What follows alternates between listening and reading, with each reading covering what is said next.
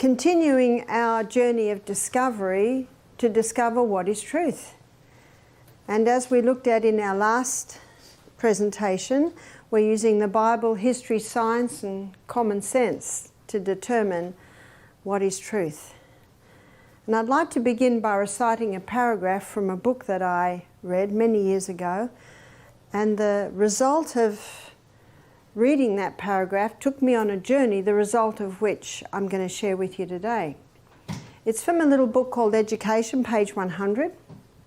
The same laws that are working in nature are also working in man. The same great laws that guide a like star and atom control human life. The laws that govern the action of the heart, regulating the current of flow to the body, are the laws of the mighty intelligence that has jurisdiction of the soul.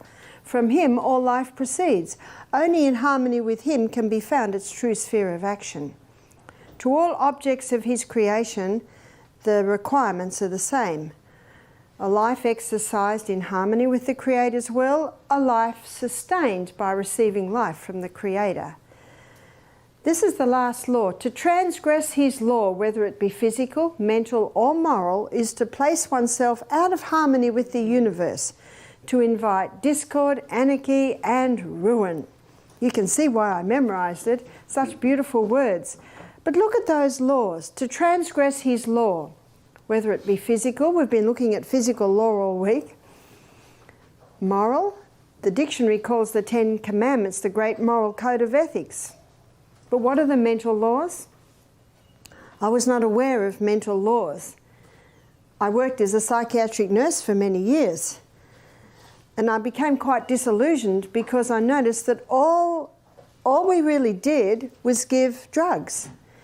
Certainly there were therapy sessions, but I also found that when people are on drug medication, it seems to directly affect their prefrontal cortex function. And I came to the conclusion that it really wasn't the answer. I did not know what I was looking at. I did not know what I was looking for.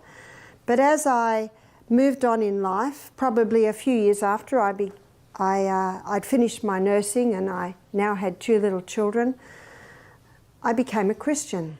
And when I became a Christian, I wanted to look at things now through God's eyes. I discovered the Bible and I discovered the truths therein, and it's such a beautiful feeling to know the truth. And I certainly experienced how the truth can set you free.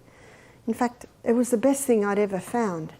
So as I continued my journey, I began to investigate natural remedies. I began to realize that the human body is designed to heal itself, and it will heal itself if you give it the right conditions.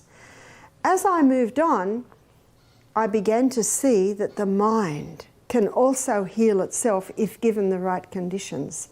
And I can tell you now, many, many years later, that I have seen many people conquer mental problems, healing of the mind, by implementing these simple 8 laws of health, but also implementing what we're about to look at, and that is the mental laws that govern the mind. In my research, in my study, you might have noticed I'm an avid reader. I don't have a great memory, and you might debate that, but I work very hard at my memory. Very, very hard. My husband knows I'm like a dog at a bone.